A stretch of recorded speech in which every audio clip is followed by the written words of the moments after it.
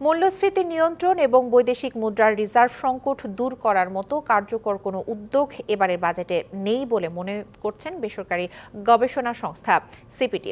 সংস্থাটির নির্বাহী পরিচালক ডক্টর ফাহমিদা খাতুন বলেন, জিডিপি প্রবৃদ্ধির যে লক্ষ্য নির্ধারণ করা হয়েছে তা বাস্তবসম্মত নয়।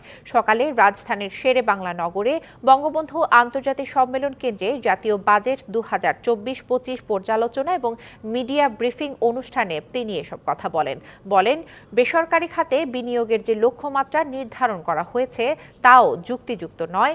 প্রায় 10% হারে হওয়া মূল্যস্ফীতি আগামী 12 মাসের মধ্যে কিভাবে 6.5% নেমে আসবে সেই প্রশ্ন সিপিডির। বাজেটে ডলারের বিনিময় হার 114 টাকা ধরা হলেও এখন তা 117 টাকা। টাকাকে শক্তিশালী করে রিজার্ভ কিভাবে বাড়ানো হবে তা পরিষ্কার নয় সিপিডির কাছে। এবারে প্রস্তাবিত বাজেট ভীষণ আশাব্যঞ্জক হলেও বাস্তবসম্মত নয় বলে মনে করে সংস্থাটি।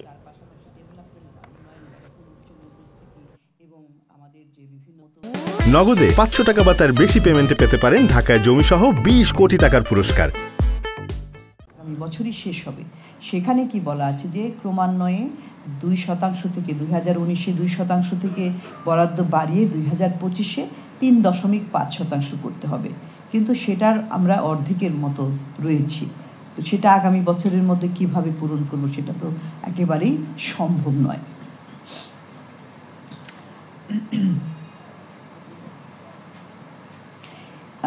একটা বিষয় যে কতগুলি পদক্ষেপ এখানে নেওয়া হচ্ছে যেগুলো শিক্ষার জন্য উপযোগী, খুব একটা উপযোগী না, বিশেষ করে যেগুলো রাজস্ব পদক্ষেপ, যেমন ইংলিশ মিডিয়াম স্কুলের যে গুলার উপরে সেখানে ভিএটি চলছে বা দেওয়া হয়েছে। এগুলো তো আসলে আজকাল তো অনেক মধ্যবিত্ত পরিবার থেকেও কিন্তু ইংরেজি মাধ্যমে পড়াশোনা করে থাকে। তো এবং এই ভিএটির চাপটা কিন্তু শিক্ষার্থীদের পরিবারের উপরই যে পড়ে, এটার বিবেচনা করা প্রয়োজন। আরেকটা হচ্ছে যে ব্যক্তি খাতের যে শিক্ষা প্রতিষ্ঠানগুলো সেগুলোর কর্পোরেট ট্যাক্সও কিন্তু 15% 2025-এ করা হয়েছে, এবং এই কর্পোরেট ট্যাক্সটা কমানো যেতে পারে 15 থেকে 10%। এটা একটা। আরেকটা বিষয় হচ্ছে যে এখানে বিভিন্ন বিষয়, যেমন কলমের উপরে ভিএটি দেওয়া হয়েছে, এটা 15% ভিএটি, এটা তো শিক্ষার্থীরা ব্যবহার করে এবং শিক্ষার্থী সব ধরনের শিক্ষার্থীরা এগুলো এটা অব্যাহতি দেওয়া যেতে পারে। একটা বিষয় যদি আমরা বরাদ্দের ক্ষেত্রে দেখি তাহলে অনেকগুলো সরকার কিন্তু স্টাইপেন্ড দিয়ে থাকে বিভিন্ন পর্যায়ে। সেই স্টাইপেন্ডের মধ্যে বরাদ্দের যদি দেখি, দুটা খাত থেকে সেই বরাদ্দ যেটা ছিল 2025-এ সেটা কিন্তু পুরোপুরি তুলে দেওয়া হয়েছে, সেটা নাই। এটা কি কারণে এটা করা হলো, কোথায় আমরা স্টাইপেন্ড বাড়ানোর কথা বলি সেটা কিন্তু আমরা দেখছি যে উল্টা কমানো হয়েছে।